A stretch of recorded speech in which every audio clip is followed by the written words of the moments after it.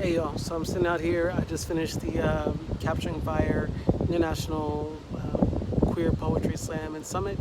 And so, yeah, and so yesterday I got to do a workshop that I run called But Can I Pay My Rent Though, which was working with different poets, specifically on sustainability and all that kind of different stuff. And so there's a few things that came up that I wanted to chat with folks about. So I'm kind of taking time out to kind of talk to y'all about them because I know there are questions that other people have asked, even on Instagram, right? So, but one of the biggest things that comes up consistently in all these different spaces is imposter syndrome. And so I want to do a little rant on why imposter syndrome is actually a really big waste of your time, right?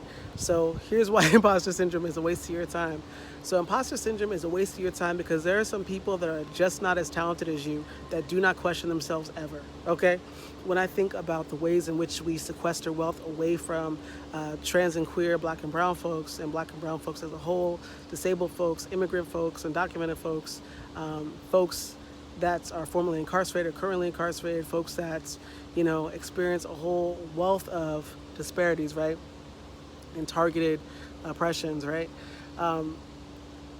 That one of those ways is devaluing accessible work forms. And so art is one of those very accessible work forms that people of all different kinds of backgrounds can do, whether or not they have a degree or whether or not they have certain types of training.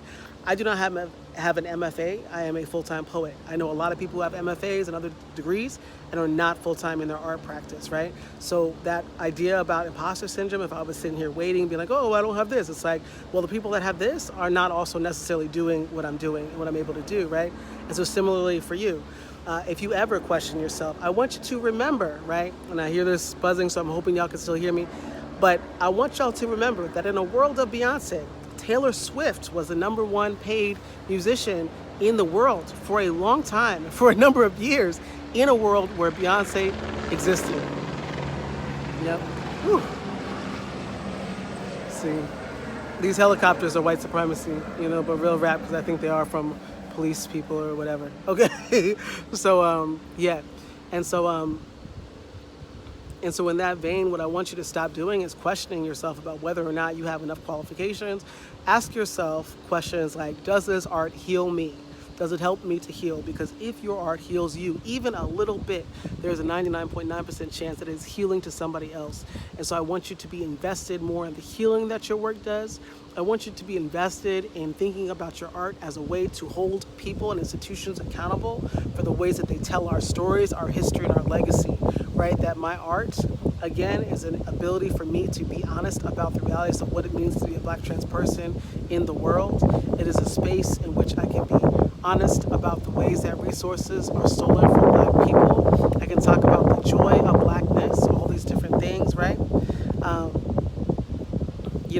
And I can go to institutions that are from all different kinds of backgrounds, but especially those who have the nerve to try to ask me to perform or do stuff for free, that are wealthy institutions, as if you can get any kind of wealth in the North America or in the US by clean means. Like that doesn't happen, right? So you do that by undervaluing people like myself, like many of y'all, like many of us in this community, right?